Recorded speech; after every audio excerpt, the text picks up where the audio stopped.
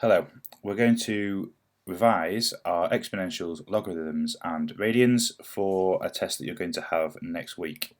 We're going to have a look at the important points from each topic and then we will do some questions on each one. First of all then, exponentials and logarithms. So here we have a expression, so a to the x equals n. Then what I'm trying to find is x, and it's asking me, the logarithm is telling me what power I need to raise a to get to n. Okay, so if I have a, I have n, what power do I need to raise a to? So you can see here, log to the base 10 of 100 will give me 2, because 10 squared is 100. We then have a special case. We have something called log to the base e. We call that the natural logarithm, and we call that ln or ln. So expressions using logarithms will often be rearranged or simplified. These are the most common questions you're going to come across when looking at logarithms. So you need to learn the laws that govern what you can do. So the first one, the multiplication law. You've got log to the base a of x plus log to the base a of y. So two logs that are the same base, and I'm adding them together. What I do is the expressions that are in, the terms that are in the logarithm, I multiply those together. Okay. The next one, log to the base a of x minus log to the base a of y gives me log to the base a of x over y. Okay. So now I've got two logs that are the same base, but I'm subtracting one from the other. That means I divide them, the two terms in the combined log. And finally, for this slide, is the power law. So here I've got log to the base a of a term in here to another power. Now what I can do is bring this power down to the front of the log, so I get k log to the base a of x. And then these special cases. Here I have log to the base a of 1 over x. Now I can write 1 over x in index form as x to the minus 1, and using that final law we looked at on the last slide, I can bring this minus 1 over to the front. So I get minus log to the base a of x. Alright. Next case, log to the base a of a. So if I raise something to a power and I get the same number, I'm raising it to the power 1, so that they're always there. And then finally, log to the base a of 1 is going to be 0. Anything raised to the power 0 will give me 1. So these 6 cases, you're going to need to learn them. They're not in the formula book, and they are very useful for when you're looking at manipulating expressions or equations with logs in them. Let's have a look at a few then. So this question is asking me to find algebraically the exact solutions to these equations. Alright, so I have ln, so the natural log, so ln 4 minus 2x plus ln 9 minus 3x equals 2 ln x plus 1. And I've got that between minus 1 and 2. So I'll start by looking at these two and seeing that I've got a log that's the same base, and I'm adding these together. So I can multiply these two terms inside the lns. So I can get ln of 4 minus 2x 9 minus 3x, okay, equals, and then here I can now reverse that power law and bring this power up.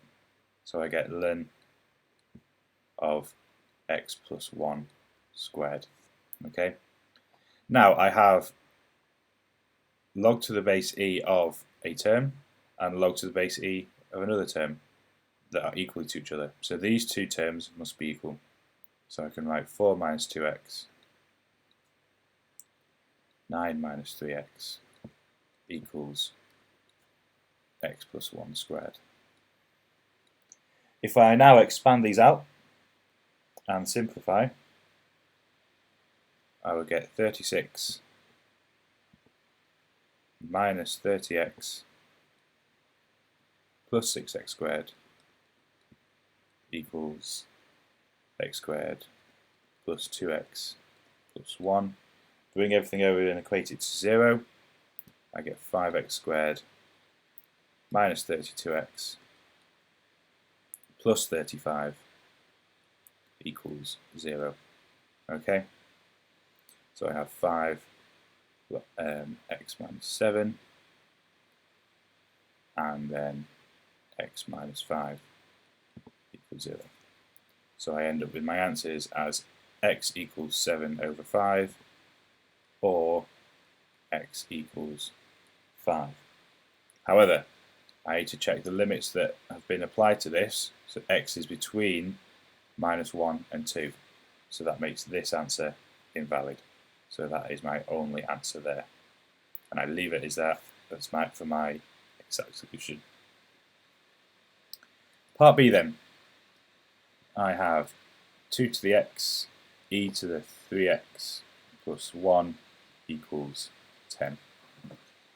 So what I can do here is take the natural logarithm of both sides.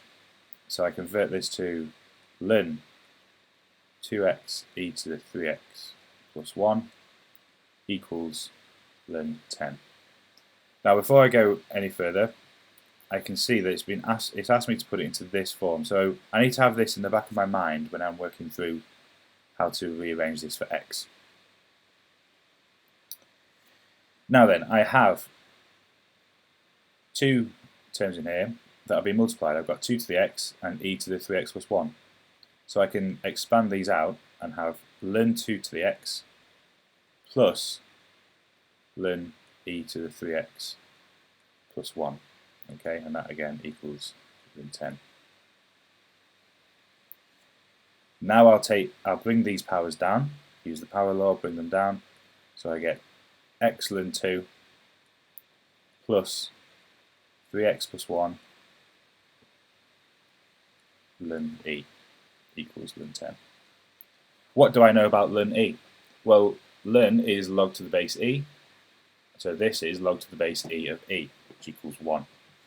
So I can have x ln 2 plus 3x plus 1 equals ln 10. Now, I want to see if I can get a factor of x in here.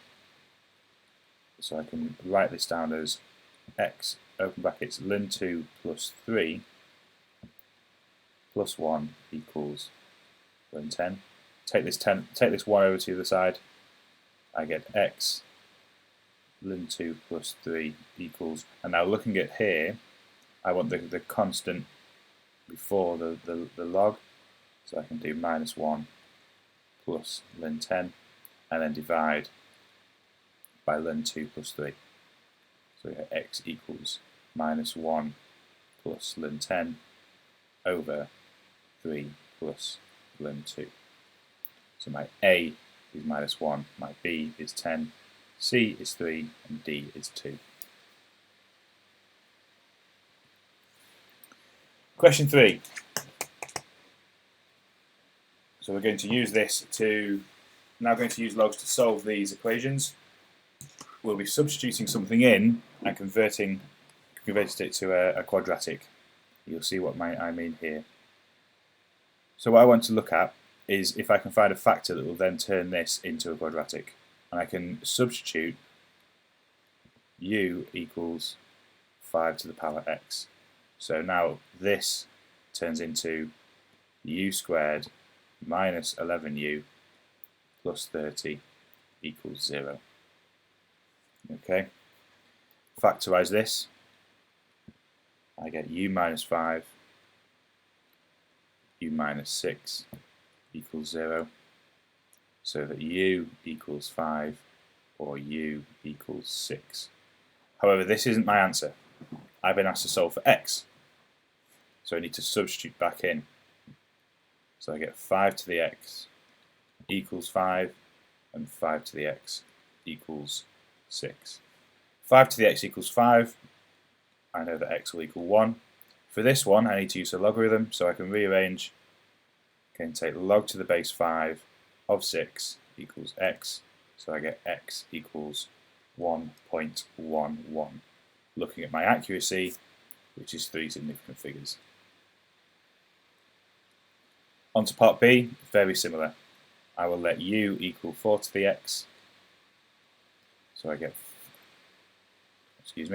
u squared minus 19u plus 60 equals 0. So I get u minus 15 and u minus 4 equals 0. So therefore u equals 15, u equals 4. So 4 to the x equals 15, 4 to the x equals 4. So that one straight away I can write x equals 1. And this one here, I can rearrange for my log again. I get log to the base 4 this time because my base is 4 of 15. And that gives me 1.95. Which I can straight away see is a good answer, because log to the base 4 of 16 would give me 2, because 4 squared is 16. So that being 1.95 makes sense. Final part then, this is slightly different. I've got 5 to the 2x plus 1. I can write 5 to the 2x plus 1 as 5 to the 2x multiplied by 5 to the 1. If you go back and think about the index laws, if I've got the same base and I multiply them together, I add the powers. So here I would get 5 to the 2x plus 1. So I will now let my u equal 5 to the x. And here I get 5, this 5 to the 1, multiplied by u squared. 5 to the x squared is 5 to 2x. Okay. And then minus 19u plus 18 equals 0. Okay, so now if I factorize this, I get 5u minus 9, u minus 2 equals 0. So I get u equals 9/5, or u equals 2. And now converting that means I get log x equals log to the base 5 of 9/5, or log to the base 5 of 2, which gives me 0.365 or 0.431. Taking a note that all of these answers are to 3 significant figures, as asked in the question. Okay, moving on from logs then, we'll go on to radians. The definition of a radian is the angle subtended at the centre of a circle by an arc whose length is equal to the radius of the circle. So looking at this diagram here, there's a special case where I have a radius and another radius, and this arc length here is also equal to the radius. The angle that happens at, we define as 1 radian. Okay, either specified as rad or a small c, superscript c. So therefore, I can show that 360 degrees is equivalent to 2 pi radians, and from there I can start to work out other important values of converting degrees into radians. So you need to learn these and be comfortable with them. If at the very least you should learn these two, from there you can then get, so if 180 degrees is pi radians, you can then get 90 degrees is half that, so pi by 2, and so on. So why do we use radians then? If degrees have worked so far, why are we using radians? Well, radians allows us to calculate arc lengths and areas of sectors with much simplified equations. Okay, so these two equations you need to learn. We have arc length equals r theta, and area of a sector is half r squared theta. These can then be used to find the area of a segment. So this segment is this area here. And what we're going to do is subtract the area of this triangle from the area of the whole arc, or whole sector, sorry. Okay. The area of the whole sector is half r squared theta. And the area of the triangle we're going to use as half AB sine theta, with AB here being the 2 radii. So I get half r squared theta minus half r squared sine theta.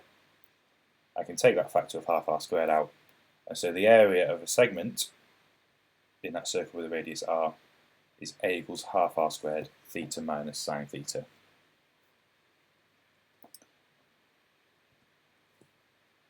Carrying on, another useful thing we can do with radians is look at small angle approximations.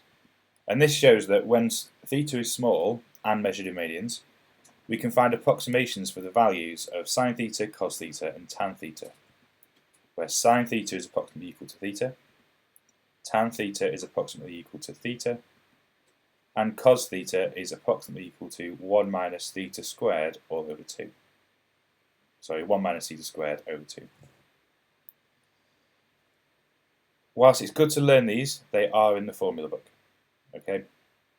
But it's good to be able to still have them off the top of your head. And you can see if you look at the graphs of sine theta, tan theta, and cos theta against theta, y equals theta, and y equals 1 minus theta squared over 2, you can see that when theta is small, both positive and negative, the two graphs are closely aligned. Let's have a look at some questions then. So here we've got this shape. We've got a triangle and an arc together, and the radius of the arc is 8 centimeters, and then the length of one of the sides of the triangle is 19 centimeters. We've been given that the angle here in this triangle is 0.73 radians. So we want to find the area of the shape. So that area is going to be the area of the triangle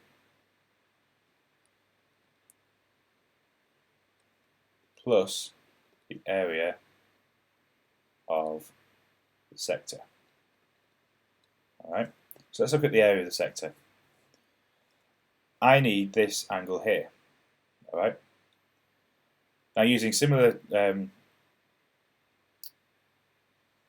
information that we know from when we've done degrees, I know that the number of radians on a straight line will be pi.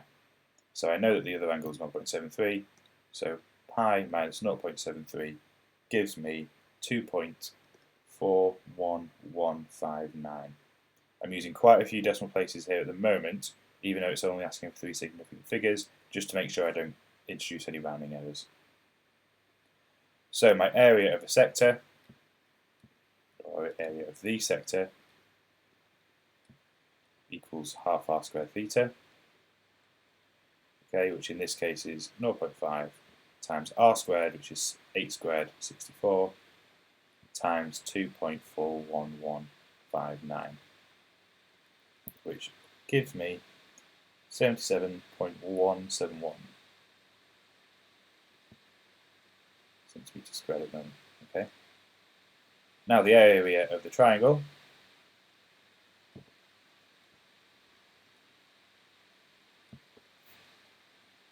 I'm going to use half AB sine C,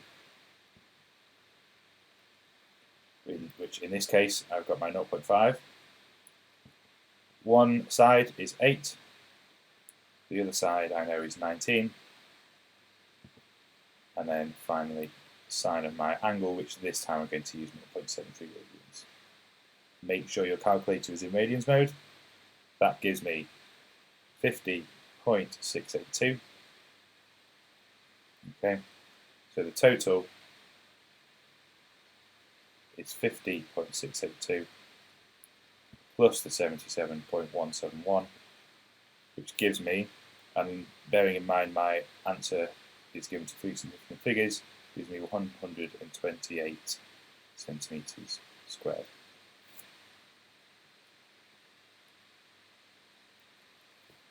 Now let's look at the perimeter of the shape. So what information do I know already for the perimeter? Well, I've got AB and I've got BC. I need to find the arc of CE and then the side of this triangle of AE. Alright, so let's start with length of the arc. That's going to be simply r theta, which in this case is 8 times 2.41159. 41159, which is my angle here that I calculated in this area. That will give me 19.2927 centimetres. Then I need to look at the length of AE. For this, I'm going to use the cosine rule. So c squared equals a squared plus b squared minus 2ab cos c. Alright? So I have AE squared equals 8 squared plus 19 squared minus 2 times 8 times 19 times cos 0.73. Okay, so that leaves me with AE squared equals 198.467. Note how I am still using too many decimal places at the moment, but that will all be sorted out later just to make sure there's no rounding errors in here.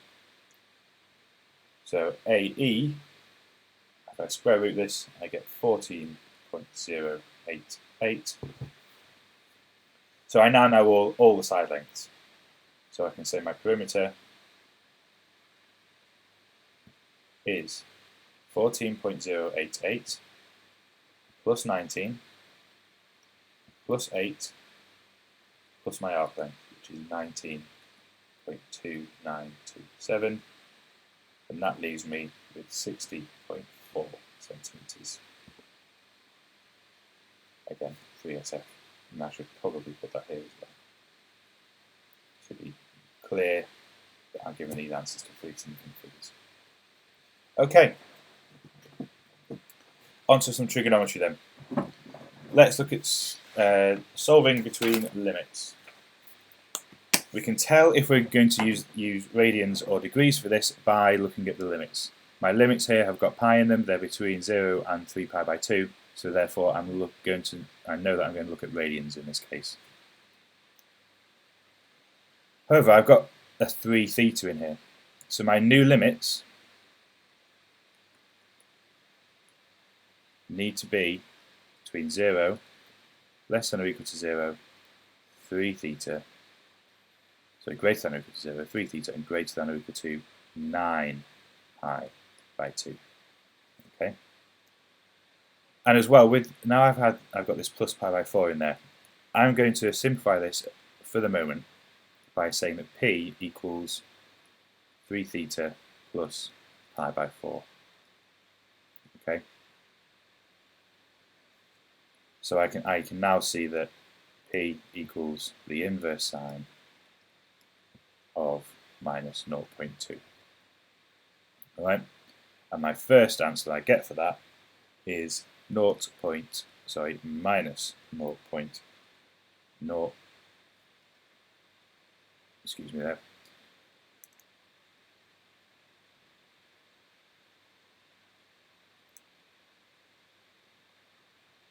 Is minus 0.2014. Okay. Again, I've got an accuracy of 3 significant figures, so I'm going just a bit above that to make sure that any rounding errors aren't introduced. So now let's look at this CAS diagram.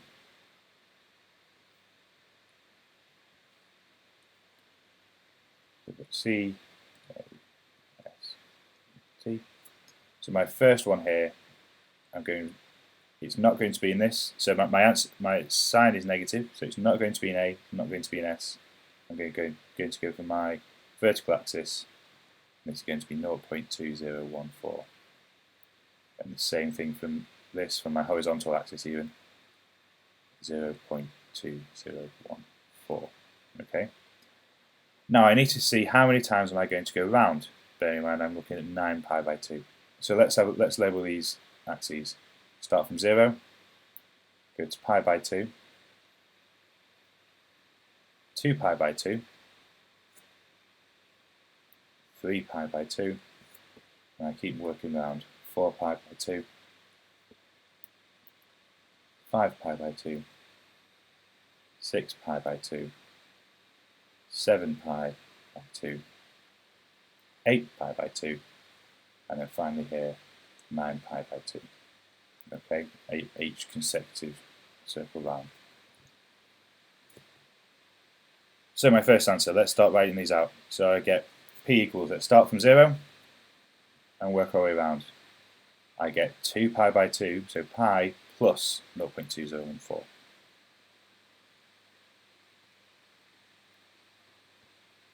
Okay, next one, I come round.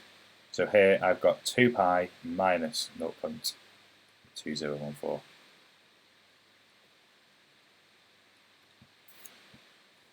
Continue round, so that's 5 pi by 2, 6 pi by 2, and then plus 0.2014, so 6 pi by 2 gives me 3 pi plus 0.2014. And then I come round, 7 pi by 2 is 8 pi by 2, so 4 pi minus 0.2014.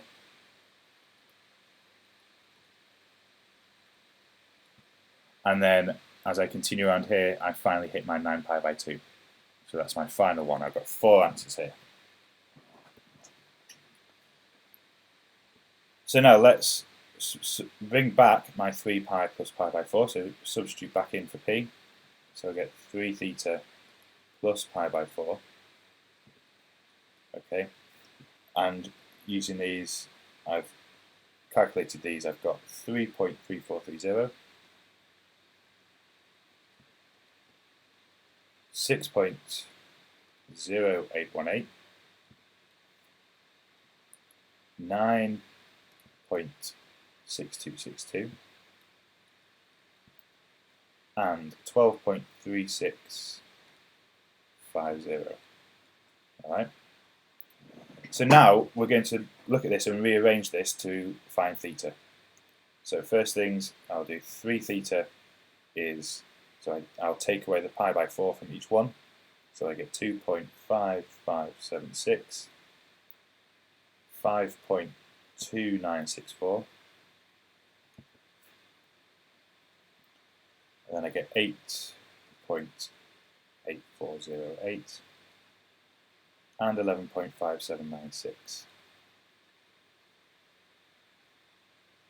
Then finally, my final thing, I will divide by 3 to leave my theta, and I get 0.853.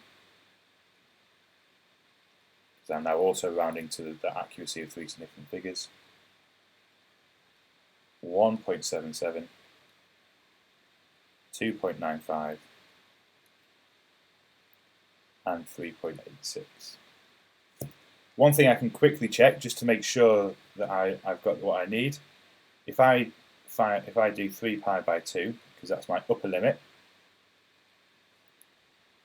I find that 3 pi by 2 equals 4.71. Okay, and my final answer is just below that, so I'm happy with that. Part B then.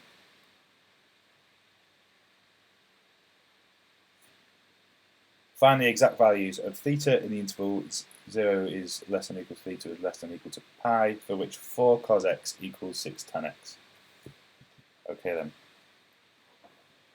Let's start with 4 cos x equals 6 tan x. And then I'm going to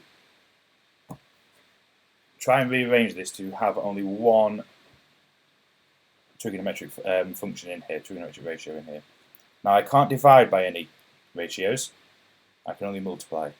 So what I can start to do is at first get rid of the tan and bring that to 6 sin x over cos x. Okay. And here, this is where I've got this cos x on as the denominator here. I can multiply by this. I'm not eliminating any solutions if I multiply. So let's do that. So I get 4 cos squared x equals 6 sin x. Alright. And now I can use my identity of cos squared x equals 1 minus sin squared x to eliminate the cos squared x.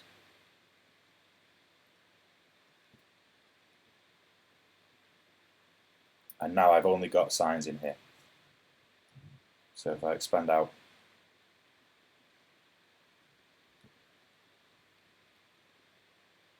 alright, and then rearrange this, I will get 4 sine squared x plus 6x, sorry, plus 6 sine x minus 4 equals 0. Take a factor of 2 out of this to make it a bit more, my life a bit simpler. So I get 2 sine squared x plus 3 sine x minus 2 equals 0. So these are equal 0, so I can just look at the solutions that are in here. I can factorise this, I get 2 sine x minus 1 and then sine x plus 2 equals 0. So they give me the two solutions of sine x equals a half or sine x equals minus 2. Now sine x is only valid for between minus 1 and 1, so this answer I can cross out. So therefore x is the inverse sine of a half, which gives me pi by 6.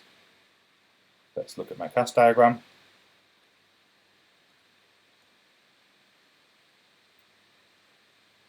I'm going to start from my 0 for my horizontal axis and draw my angle here of pi by 6. The other quadrant this will be in is here, as sine is positive in the second quadrant.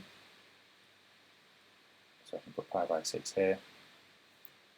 So I have x equals pi by 6 or pi minus pi by 6, which gives me pi by 6 and 5 pi by 6. My answers. And here it's asked me for exact values, so that's why I'm leaving it in terms of pi. Okay, finally for this lesson then, we're going to have a look at some small angle approximations. Here I have show that when theta is small, that 1 plus sine 2 theta plus 2 plus tan 2 theta over 2 cos 2 theta minus 1 equals 1 plus 4 theta over 1 plus 2 theta in brackets, open brackets, 1 minus 2 theta, close brackets. So let's have a look at this. First of all, let's take my small angle approximations. Sine 2 theta, when theta is small, I can say that's approximately equal to 2 theta. Tan 2 theta, I can say is approximately equal to, again, 2 theta.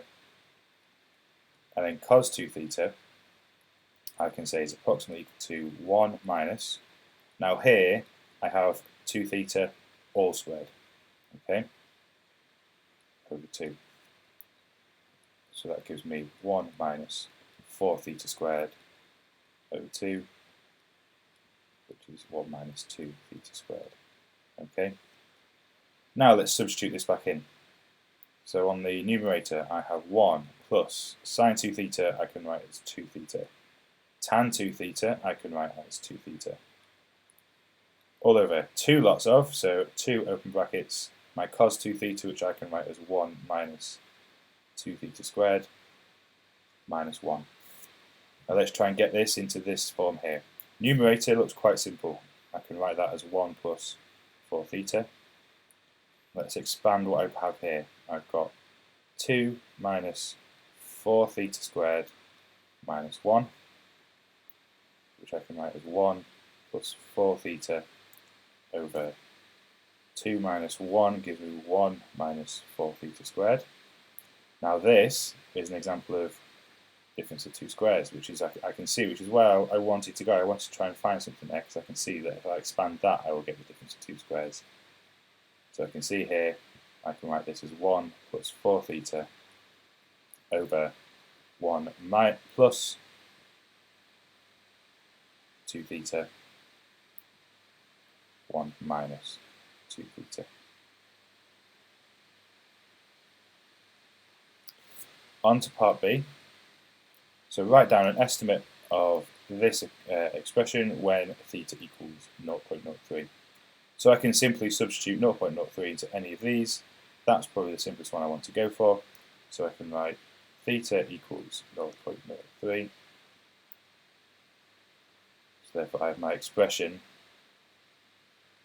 as 1 plus 4 times 0.03 over 1 minus 4 lots of 0.03 squared.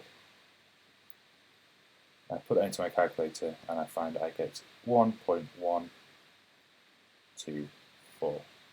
Again, that is an approximation. Okay, that's everything for this lesson.